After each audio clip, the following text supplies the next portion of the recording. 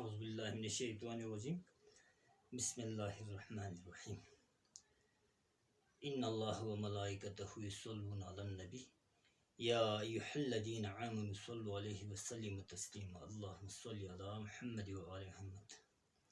काबिल इज़्ज़त एहतराम सामीन निज़ाम नाज़रीन अख़वान दीन अस्सलामु अलैकुम। आज एक हफ्ते बाद मैंने एक वीडियो का एहतमाम किया है। मैं पुरुमीद हूँ कि मेरे दोस्त इन वीडियोस को देखने के बाद उनके बेहतरीन आरा मुझे पेश करेंगे और मैं मज़ीद इम्प्रूवमेंट के लिए कमर बस्ता हो जाऊँ। तो आज का एक टॉपिक लिया है मैंने कि इल्म की अहमियत। इल्म बज़ात खुद जानना, पहचानना, किसी चीज़ के बारे में खोज लगाना, किसी चीज़ के बारे में कोशिश करना, किसी चीज़ को अचीव करने के लिए कोशिश करना, मेहनत करना और उसके लिए प्लानिंग करना, ये सब इल्म में शामिल है। लेकिन अगर हम कुरान की तरफ जाएं तो कुरान पाक फरमाता है कुल हल यस्तविल लज़ीना यअलमून वल्लज़ीना ला यअलमून। ए मोहम्मद मुस्तफ़ा सल्लल्लाहु अलैहि वसल्लम कह दीजिए, क्या जानने वाला और न जानने वाला बराबर हो सकता है। इल्म की दूसरी डेफिनेशन ये है कुल रब्बि ज़िदनी इल्मा। हमारे प्यारे महबूब हज़रत मोहम्मद सल्लल्लाहु अलैहि वसल्लम ने दुआ फरमाया था कि ए मेरे कह दीजिए मोहम्मद मुस्तफ़ा सल्लल्लाहु अलैहि वसल्लम कि ए मेरे रब मेरे इल्म में इजाफ़ा फरमा। तो इसकी डेफिनेशन इस्लामी नुक़्ता नज़र से अगर देखा जाए तो ये चीज़ें आपके सामने हैं। और भी बहुत से, मिसाल के तौर पर उलमा के बारे में कहा कि मैं उलमा अंबिया के वारिस हैं, तो ये सब इल्म की डेफिनेशन में आता है। तो बज़ात खुद मरवजा तालीम के लिहाज से अगर देखा जाए तो चंद मुसलमान साइंसदानों के नाम, चंद मुसलमान मुफक्किरीन के नाम बहुत ज़्यादा हाईलाइट हो गए हैं। इनमें से इब्नुल हैसम है, अल-बिरूनी, अबू अली सीना, मूसा अल-ख़वारिज़मी, अल्लामा इक़बाल, ये सब मुसलमान मुफक्किरीन और मुसलमान साइंसदानों में से है जिन्होंने बहुत ज़्यादा साइंस पे मेहनत की और आज भी उन्हीं की कोशिशों को सराहा जा रहा है। उनके हर कोई मुतरिफ़ है। तो बहरहाल, लेकिन इल्म का अहाता एक आम इंसान नहीं कर सकता। समझ लो एक समंदर है, समंदर में इल्म के आम उलमा की हैसियत एक कतरे की सी है कि अब समंदर में कतरे की क्या हैसियत होती है। इसी तरह एक बहुत बड़ा एक इल्म के अहाते में जब कुरान पाक को हम सामने रख के इल्म को उसके साथ कंपेरिजन कर लें तो इंसान के पास बिल्कुल कलील, अल्लाह ताला ने कलील इल्म दी हुई है। तो इल्म में मैं मरवजा तालीम की तरफ आता हूँ। वैसे भी इल्म की दो हिस्से हैं, एक को हम दीनी तालीम, दूसरे को हम मरवजा तालीम कहते हैं। मरवजा तालीम कस्ब माश के लिए इस्तेमाल किया जाता है, जबकि दीनी उलूम हम उखरवी ज़िंदगी को कामयाब बनाने और दुनियावी ज़िंदगी में एक सुरखरू इंसान बनने के लिए सब करते हैं। तो प्राइमरी सेक्शन सबसे ज़्यादा आप मुख्तलिफ़ किस्म के स्कूलों में, मुख्तलिफ़ किस्म के ये क्या नाम है, वेल डेवलप कंट्रीज़ में अगर आप देख लें तो प्राइमरी एजुकेशन को बहुत ज़्यादा अहमियत दी जाती है। वहाँ पे नर्सरी, प्रेप 1, 2, 3, 4 को पढ़ाने के लिए सबसे ज़्यादा क्या नाम है, PhD को ज़्यादा अहमियत दी जाती है। PhD, MPhil और मास्टर लेवल के लोग उन्हें पढ़ाते हैं, ताकि क्योंकि प्राइमरी सेक्शन क्या है, एक छोटे बच्चे की बुनियाद बनते हैं। फिर बुनियाद बनने के बाद आप इमारत जिस अंदाज में भी चढ़ाएंगे वो आपका अपनी मर्ज़ी है। तो बहरहाल, लेकिन पाकिस्तान में प्राइमरी सेक्शन के लिए सबसे ज़्यादा अहमियत यानी कि मर्दों से ज़्यादा फीमेल को दी जाती है। क्यों?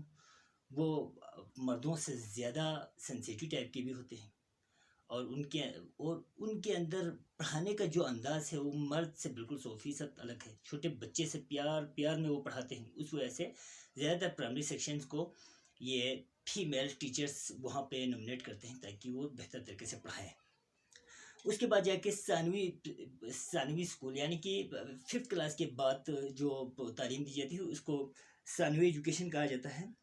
तो उसमें देखें, बच्चे अपना मुस्तकबिल बनाने के लिए कोशिश रखते हैं। टीचर्स भी उनमें बहुत ज़्यादा हाईलाइट होता है। टीचर बहुत ज़्यादा मेहनत करता है बच्चे के मुस्तकबिल को बनाने के लिए। टीचर्स मुख्तलिफ किस्म की टिप्स देते हैं। टीचर्स सिलेबस का इस्तेमाल किया जाता है। टीचर्स उनको मुख्तलिफ अंदाज में पढ़ाया जाता है। टीचर्स उन्हें टीचिंग मेथड भी सिखाते हैं। टीचर्स उन्हें मुख्तलिफ अंदाज में उनके किरदार को बनाने की कोशिश में भी लगे रहते हैं, वालिदैन से कॉन्टेक्ट में भी रहते हैं। ये सब सानवी उसमें आ जाता है। तो सानवी स्कूलों में सबसे ज़्यादा एक लफ्ज़ मैं आपको बताने जा रहा हूँ, वो है स्टेम। एस का मतलब है, सानवी स्कूलों में स्टेम को बहुत ज़्यादा अहमियत दी जाती है। एस का मतलब है साइंस, टी का मतलब है टेक्नोलॉजी, ई का मतलब है इंजीनियरिंग और मैथ। इन चीज़ों को ज़्यादा अहमियत दी जाती है, स्टेम्स को ज़्यादा। लेकिन वो तमाम बच्चे जो माहौल को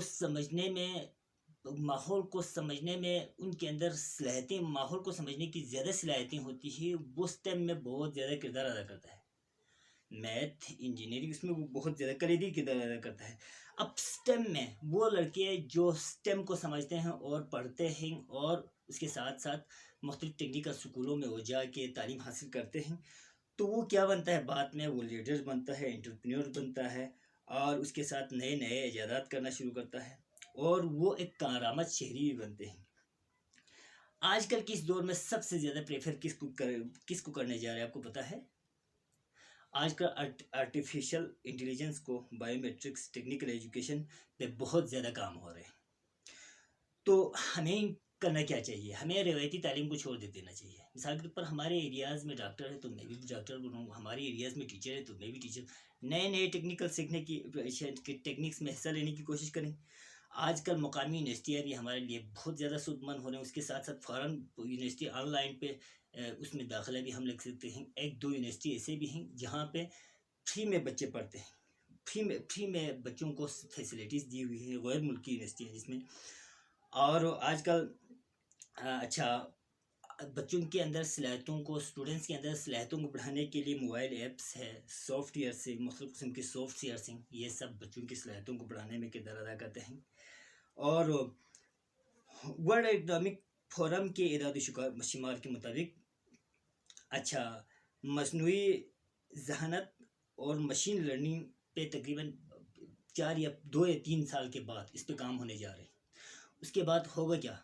ये होगा कि तकरीबन हर कोई ऑनलाइन लर्निंग करना शुरू करेगा। अभी भी ये सिलसिला जा रहा है, लेकिन उसमें तेज़ी आएगी, बेरोज़गारी ख़त्म होगा मुल्क में, माशियत इंशाल्लाह इससे भी ज़्यादा मुस्तहकम होगा। और हमारे प्यारे प्राइम मिनिस्टर इमरान खान भी इस हवाले से बहुत ज़्यादा मेहनत कर रहे हैं। तो इंशाल्लाह ये सब हमारे लिए होगा। तो आखिर में खुलासे के तौर पर तालीम एक रोशनी है, इससे अंधेरा मिट जाता है। और हमें तालीम के दौरान में सबसे ज़्यादा टीचर्स को, स्टूडेंट्स को, वालिदैन को सिनफ़ी मसावत का ख़ास ख्याल रखना चाहिए। मुख्तलिफ़ दरसगाहों में बच्चियाँ, लड़कियाँ, अच्छा मेल स्टूडेंट, फीमेल स्टूडेंट पढ़ते हैं तो लड़कियों को बहुत ज़्यादा अहमियत दे देना चाहिए।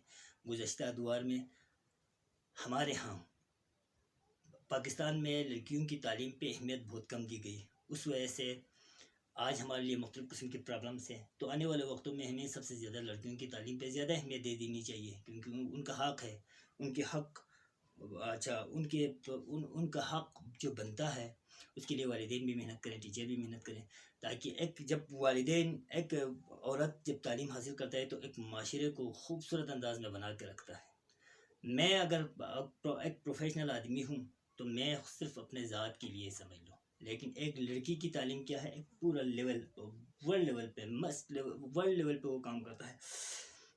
तो बच्चे की पहली दरगाह माँ की गोद है।